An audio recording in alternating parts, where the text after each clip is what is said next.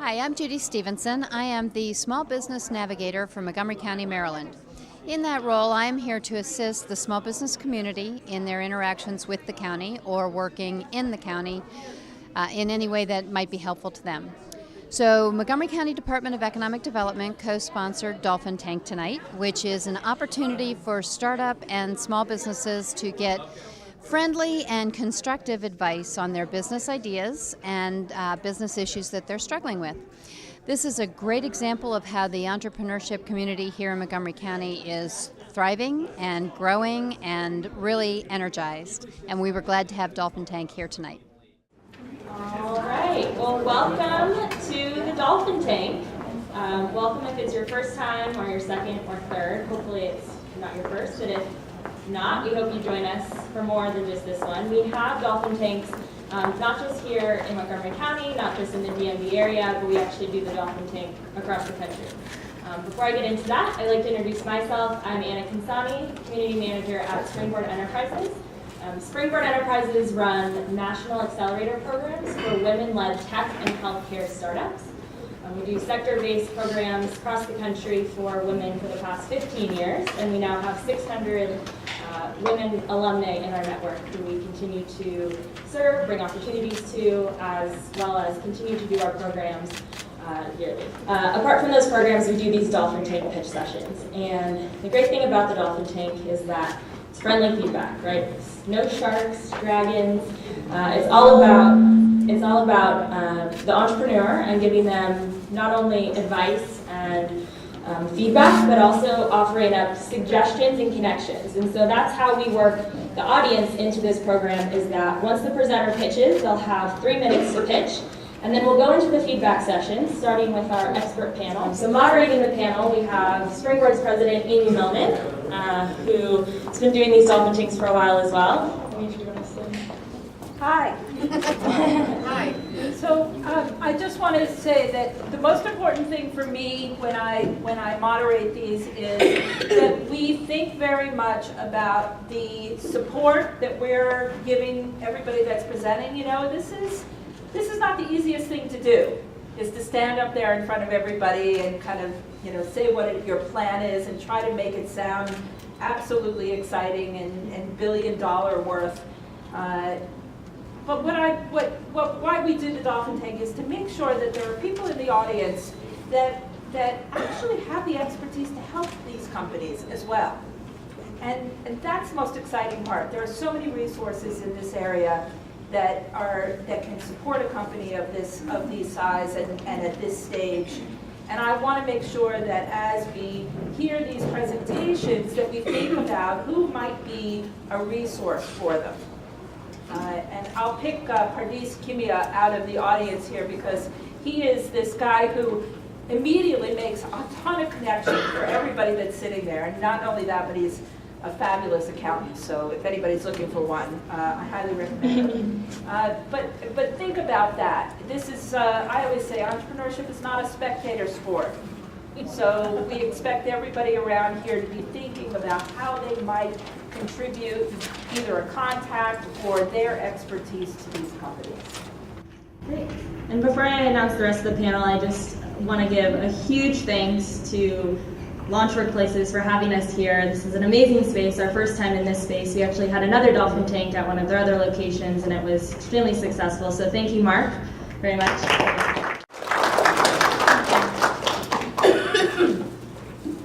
So I really wish it was Sunday night and everybody was in pajamas. But not. My name is Jordan Feinberg. I'm with Meg Cares.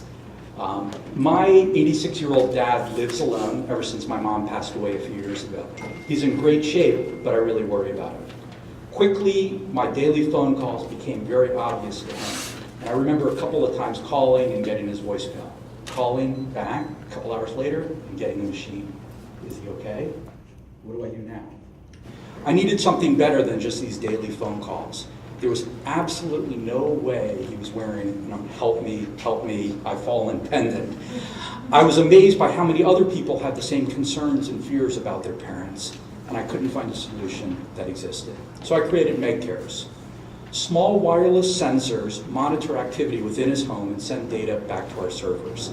I can check on him in real time, I get alerted if dad's not up and moving in the morning, or if there are extended periods of time of non-activity while he's home. I'm also alerted if dad forgets to take his pills with a sensor on his medicine cabinet. It's incredibly easy to customize the alerts, and we're also working on algorithms to help spot trends in his daily activities. We've completed testings in a few homes, including my dad's. Hardware and software are both working great. There's nothing for dad to wear, nothing for dad to do. It's always on, it's passive.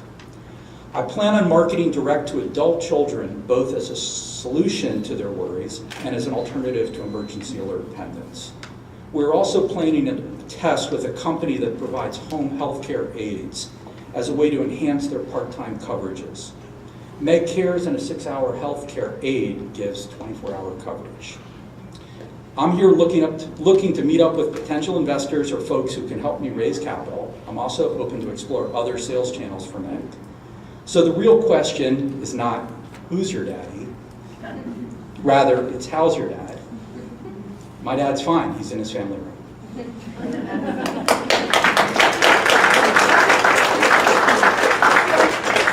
I love the length and the story that you told. The one thing that I would really like to hear more, and so that's a good thing because I'm interested, is about you and your capabilities and your ability to be able to do this. So if you think of this as a business pitch, we know the story, we know the product, but what we don't know is whether or not you are the right person to execute this. We know you're passionate about it and have a reason for doing it, but some indication of expertise that would let us know that you can run this business. So within the pitch. Yeah. And you might just give us 1 or 2 sentences about you and your Sure. So I've been an entrepreneur all my life. I was part of Jerry's Subs and Pizza, no complaints please. But I developed their international program, formed a joint venture with Texaco, expanded the company throughout the Caribbean, Central and South America. Chevron bought Texaco.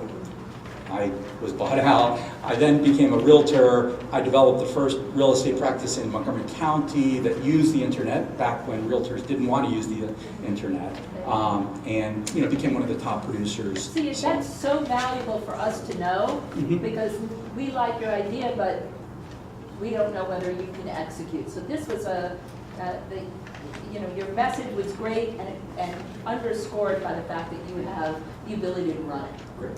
Great, thank you. I have a question about why you named it Meg Cares. Well, that's a good question. Did everyone hear the question? Why did we name it Meg Cares? So we were looking at senior healthcare monitoring, senior monitoring solutions, monitoring mom, we also have registered How's Your Mama, but that did seem like that was a little bit too bold. We didn't hire an agency to do focus groups or do market research. Part of the system is that before an alert gets sent to me, mom or dad gets a phone call to the house that says, "Hi, this is Meg Cares calling. Is everything okay? Press 1, press 2, press 3, etc." And we wanted mom or dad to be able to refer to it as a person, Meg, or Fred, or Tom, and it was 3 letters, and Meg Cares was available as a URL. And I don't know. It's funny because we've been working on this for a year and a half now. And at first, when I put the name out there, everybody's like, that name sucks. But now, nobody says that anymore. It is what it is. So one of the questions that I had was, your target. Is it consumer? Is it institution? And that will really matter because you could really go into a rabbit hole with consumer, direct to consumers. Direct to consumers is tough, but it's a need, and I always think about when I talk to people that are entrepreneurs, like if I can't find it on Google, then something's wrong, right? Like if I looked for this solution for my dad and I couldn't find it, and maybe I'm smarter than the average Google searcher, then somebody at least is not putting it on Google or getting it out there. And there are a couple that are out there, but so the direct-to-consumer is definitely, I understand that market from my background, right? I understand how to sell a house, I understand how to sell a pizza. But I think additionally, these home healthcare aid companies, we could partner with one in each market, and we could brand it in there with their name. We don't need our brand on it. We just need the revenue. I'd only add to that. I'm a board member advisors with a bunch of different shared economy companies. That B2C is hardcore, very focused. You can be really good at B2C. SEO is an art in itself, and you can burn 150,000. I have companies in my portfolio that do 200,000 AdWords per month. Right. That's going to be And scary. they don't get to the top of the page. I know. Right? So my point is that I would really think about, and you already are thinking of the channels to market, like people that are providing, like Medicare, providing, like how do you get certified, things like this. That's kind of the market I'm looking at. How do you get locked into them? It sounds like you're already going that way. Mhm. I'd really focus on that as channels, B2C, hyper aggressive. A lot of people know it better than even myself, is what we hire, No doubt. but it would be better than you. So yeah, it's kind of Yeah. Last comment? You know, I ran hospitals for 20 years. And early in my career, I can't remember the name of the company, came to me, and I thought this service was wonderful. Then it was just something that was around the neck, and you can only go 75 feet. I think what you're doing is great. I think what you have added, and I don't know what's out there, is the medication error component. Because people are definitely afraid of their parents taking more medication than they need, because seniors forget about what they're supposed to take every day. You know, they used to have this plastic pill box, Monday, Tuesday, Wednesday, Thursday. Never worked. I think that's The something compliance is critical, yeah. I think that's something that you should promote. Thank you. You know, places you should go to. I go to anybody that provides pensions in their company, unions, insurance companies. You can save them a lot of money. Any county that provides senior housing, churches, seniors congregate in churches, any place that seniors congregate. And the fact is you'll be ahead of the game because no one else does that. It's good for senior living, independent living, even though they're there. Someone can't be with them 24 hours a day. And things can happen very quickly when you're a senior. Absolutely. Now funding, I can't help you with that. But the fact is, if you can start with those 100 and show results, then you have a better chance to go out and get funding from various Go to the sources. barometer. Great. Anybody else have a suggestion? I just have a question. What kind of sensors are you using? So we're using, there are two sensors right now, and we can use other sensors as we mature. But right now we're using motion sensors, so it just tracks motion. They don't track pets' motion, hopefully, unless you have a horse in your house. And then door contact sensors. And the door contact sensors, we have one that's required in the system that goes in your front door or exterior doors, so that we have we determine always whether we think mom or dad is home. And so when I look at my app on my phone, the first thing I see is mom or dad home at any moment. So we're predicting whether they're home. And then those door sensors actually go on the medicine cabinets for the medicine alerts. They go on the refrigerator, so we can track kind of some eating things. And it's good for the algorithms that we've worked on that are using that to kind of let us know how they're doing. Not a bad thing for teenage kids. Well, and actually there's a whole other market to this, special needs, because this totally could go to special needs. And also the technology that we've come up with, which is not rocket science, but it works. When kids are coming home from school, you know, latchkey kids, you can see what they're doing and you can get an alert, hey, Charlie's home. Put it right on the ice cream. Cookie tank. Yeah, Thank you. Hello. Hi everyone, my name is Hal. I'm the CEO of Big Spool. I'm joined here today by our team, our CMO Alice, and our CTO Robbie. So at Big Spool, we identify market gaps through big data, and we meet market demand through 3D printing. 12 months ago today, Big Spool made $800. At the end of last year, we made $150,000. And at the end of this year, we're on track right now to be just a hair shy of $1 million without any spend in product advertising or product inventory costs. In fact, it's all through selling products like this. And this, for everyone back there, is a cookie cutter. So I'm going to hand this off to you guys so I can help you. So within 6 months, we've created the largest catalog of cookie cutters in the world, and one of the fastest growing brands in baking, Cookie Cutter Kingdom. And we did this through big data, through 3D printing, and through product customization. So 2 years ago, my founder Ravi and I, we were at Deloitte, and we discovered that we both had this passion for e-commerce. We came from big data backgrounds. We had tons of experience implementing, working with these big data sets for federal and commercial clients. And we shifted our analysis into e-commerce industries. What we discovered was for niche markets, they're substantially underserved. And that's when the idea for Big Spool began, is that we would identify market gaps through big data, and we would fill those market gaps with 3D printing.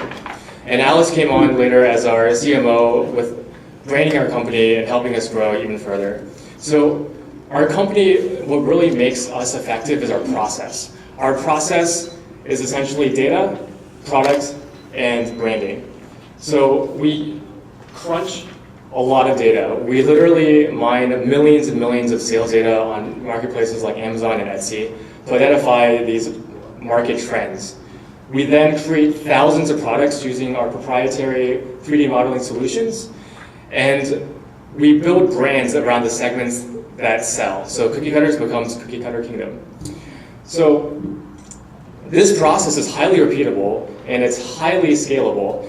As we grow in 2016, we're planning to replicate this towards new product segments. And our entire process is vertically integrated. Everything that we create is actually created through our factory of 3D printers in that room over there. So if you're wondering what those machines are, they're not snake egg incubators, which is what one person thought. They're 3D printers. And this market is, there's no doubt that 3D printing is growing. Even by conservative standards, by 2025, it's going to be at least a $50 billion market.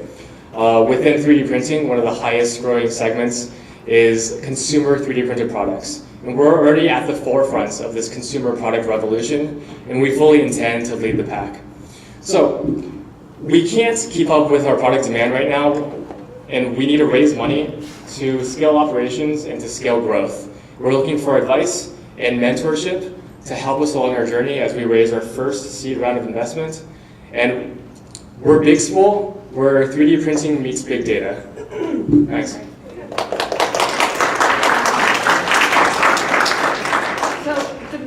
The minute I heard what you had to say, it reminded me of this company in Columbus, Ohio that I met about a couple of months ago.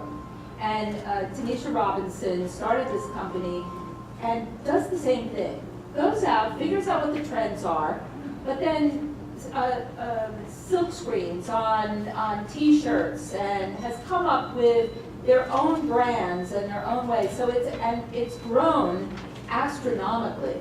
Again, this e-commerce focus where there are brands and that you're creating brand categories and with your products. And I love what you're doing. I think it's tremendous opportunity. And basically what she's done is provided enormous amount of work, jobs for a lot of people in the Columbus area. Absolutely. What's her company called, by the way? Print Syndicate. Okay, interesting.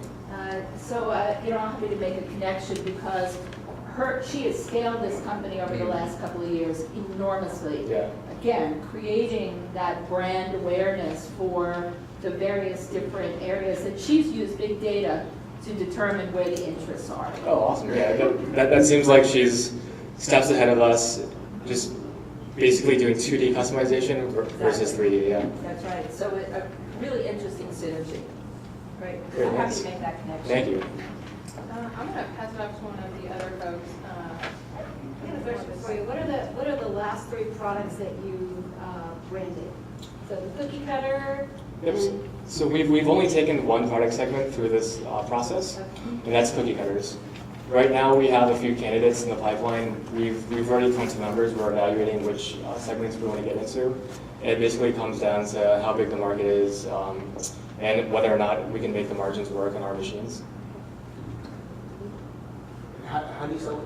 Through what channels? Sure. So we sell them on marketplaces like Amazon, Etsy, eBay. We essentially, the reason why we don't spend any money on marketing or PPC, is because marketplaces like Amazon market for us. So we basically data mine their data, see what they're not selling, and then sell it back on their platforms. And then forever what sells, we create brands around that. We eventually move away the customers from Amazon to our own channels. And who else in the marketplace is doing what you're doing? So right now, our natural competitors are small fragmented markets. So we only enter markets that are fragmented, meaning that it's several small shops, each with a meager catalog of products. We basically consolidate everything. So our natural competitors are those small shops. We haven't found anyone who's doing exactly what we're doing, probably for a few reasons. Number one is what we do is very stealthy. It's not something that we really advertise or broadcast. If someone else is doing what we're doing, we probably don't know about it. But the scale and the speed in which we create products with our own homegrown solutions is faster than any other solution out there. I can tell you, we created 3,000 products in 6 months. We can do it again in 1 month. That was because there was a learning curve. Are you concerned though, my point is, it's just like in financial modeling. Eventually someone figures out the model and you kind of catch up with it. Sure. So we're definitely not concerned. Even from the standpoint of having a first mover advantage, we've already galvanized a lot of, for example, the cookie cutter market, where when we first started, we had around 300 products that if you search Google for that specific product, like llama cookie cutter or platypus cookie cutter, something very obscure, we were the only product out there. But even now, you'll see 3 to 4 competitors for each one of those, longer, more specific products. But we're still growing. We're still growing from 150 this year with last year with cookie cutters to over 500 alone with cookie cutters, and it's because we have this brand. Since you said you had a background in big data, and I think one of your other partners did, I would like to know more of that side of the story, because a lot of people are into data now, and this is where it's at, right? So why are you better or different, and particularly capitalizing on this new enterprise? Why are you the entrepreneur to make it happen, and why do you want to? I mean, that's the sales pitch, where people are going to throw money at you, or at least a key piece of it. They got to believe in you, and I want to know. You seem like a smart guy. You asked some good questions about the last pitch, but I really want to know why you're passionate about it, and why you're going to take it to a different level, or be able to knock out some of the competitors that are already doing it. Sure, yeah, and that's a great point. I think everyone that I talked to in the past week will throw some variation of big data into their pitch, just because that's the thing that everyone wants to hear. I mean, from our backgrounds, we worked on the largest implementation of a data project. Probably in the last 5 years, it's I think now a $2 billion implementation for HHS, for all of the healthcare systems, all of the healthcare government branches. As one example, I've done architecture for big data, actual big data when we're talking about like Hadoop MapReduce clusters, not just we're analyzing 1 million transactions, because Excel can do that, or anything can do that. But I mean, yeah, that's definitely something that I think we should bring out later. So usually they go from the e-commerce side into understanding and going big data. You're taking your background in big data and going back to e-commerce. Very interesting. Well, don't be shy about telling your background and positioning yourself as a thought leader in this space, because if your CMO can get you out there as a thought leader, it'll further bolster your product and everything else you're doing. Yeah, that's true. Last comments back here? With regards to your manufacturing capacity, I was thinking about the way Custom Ink handles that, and they don't produce their own products. That's all outsourced. Mm-hmm. And so they outsource that. They then fill to various manufacturers throughout the country. So I was wondering if you'd consider that, just completely outsourcing the manufacturing to a large number of small shops across the country. That would be something that we would certainly move towards as 3D printing becomes more down market and ubiquitous. I would imagine the way that Custom Ink and similar companies grew is when the cost of technology was prohibitive, they probably produced those materials in-house. But as the technology became more affordable and accessible, there are other companies that come into the market as third parties that they only produce for other companies. 3D printing certainly follows the trend of most technology. So as that happens, 5 years from now, and there is a dedicated drop shipper for 3D printing that's not Shapeways, we will absolutely consider that. Thanks. Thank you very much. Thank you guys. Hi, my name is Alice. I'm the CMO of Big Spool, and I thought this event was great. It's amazing to see all the startup ideas that are happening within Montgomery County, and it was great that Hal, our CEO, was able to share ours, and we're excited to be based in our hometown. Yeah, it's great to be here. It's great to have a panel of judges who've been through the process, have seen companies grow beyond our stage, past our stage, IPO, get sold. Having this startup hub in Montgomery County, it's certainly something that's needed. As you can see by the participation, the attendance that for people showing up here. So I'm looking forward to more Dolphin Tank-like events here. And yeah, thanks to Launch Workspaces. Hi, my name is Sean McDonald. I am the founder and president of Feedback Enterprise, and we are automated coaching experts. So feedback solutions are for the 270 million people in the US who participate in sports and don't want to hire a coach or use an app that just provides data. Our online and mobile apps represent a new approach to the $11 billion self-help industry, and we video and motion and then turn that motion into actionable instruction to help that do-it-yourself learner improve. So, for example, using our Feedback Instruct app, a golfer could video their golf swing. The app would analyze that swing and then instantly give them instruction for what to do to improve. For example, keep your left arm straight. So feedbacks... Sign up. If you can help me with my golf swing, I'm there. That's why I created the company. So now you've messed up the whole routine. Oh my God, where are we going to go? Okay, so Feedback's smartphone, we call it a coaching smartphone, and it consists of 3 apps, all at increasing price points. The first one we call Collect, which is a voice-controlled way to capture, review, and share your video. The second is Analyze. It's a browser-based version where you upload your video to the browser, click a button, and it will give you the instruction. And the third, Instruct, at our highest price point, and that delivers the instruction at your practice location. Feedback's apps are all subscription-based. We have recurring revenue, the potential to upsell, and then we bundle the Collect and the Instruct app with hardware that enhances the user experience, and it also allows us to go with an e-retail, brick-and-mortar sales opportunities. Our team our 3 technical members are we all work together at NASA, managing and executing high-risk, one-of-a-kind projects. And since our first implementation is golf, we have 2 lifetime PJ teaching professionals on our team. Like I mentioned, our team has launched Feedback Collect for golf. We have around 1,400 users. We've sold over 900 of the bundles. We have a very detailed staffing and funding plan to be able to launch the full golf line. And today, we're here looking for investors. We're raising money for our $1.8 million convertible note so we can avoid the valuation question to finish our golf line. Great, thank you. So do you make great energy? You're right. Who said that? Me. Terrific. Yeah. And obviously, if you're in the sports world, the energy is really important. And I'm assuming you're not guaranteeing results on the coaching.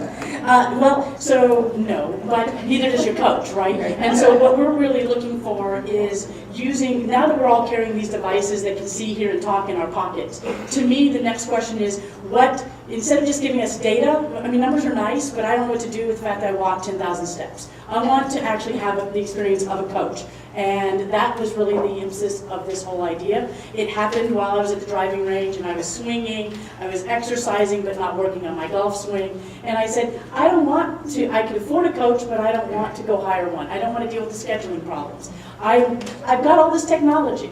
So I did what everyone would do. I Googled and I said, well, I'm going to go buy this answer, and it turns out it wasn't there. And the engineer in me took over, the engineer/entrepreneur in me took over. Next thing you know, I am quitting my perfectly good paying day job, going all in, found some other people to join us, and we're on this adventure to build this company. What's great about it is, yes, it's a golf company, but really think about all the motions out there that we do that are repeatable, and we could be doing better. And and we're really excited about physical therapy, for example, as an application of this technology. So you start, the engineers in the group, we start small, start with the golf, and then become experts at this computer vision machine learning technology to help us learn. And thank you for taking us on that journey, because I think that that's a really important thing. Most investors would be interested in your first approach into the market, but then want to know that you actually have a bigger idea of where you want to take this. So the golfer over there, Interrupted the pitch. Oh, my goodness. I'm excited about All this right, one. great. Yes. I'll give you the card. You can download the Collect app for free. And of course, we'll take money after you upload your 20th video. So I was going to ask you about your pricing points. So the Collect, when you bundle it with the hardware, and the hardware includes a tripod that's flexible, fits really nicely on the golf bag, and holds your phone. And then I mentioned it's a voice activated, because we don't want you running and jumping back and forth. So we have a Bluetooth, and it's a little box, kind of sits on your hip. Tried using like normal Bluetooth, but my swing was so bad that it flew down the driving range. No laughing. And so that bundle retails at $89.95. It's available now on Amazon. When you purchase it, you get your first year subscription for free. You can also just download the app for free, and when you upload your 20th video, we'll ask you for $19.99 as a membership fee. The Analyze, which would give you the instruction in your browser, would retail as a subscription for $99, and the Instruct, which would include all the hardware and the ability to get the instruction, would retail at $299. And does it work on the course and on the driving range?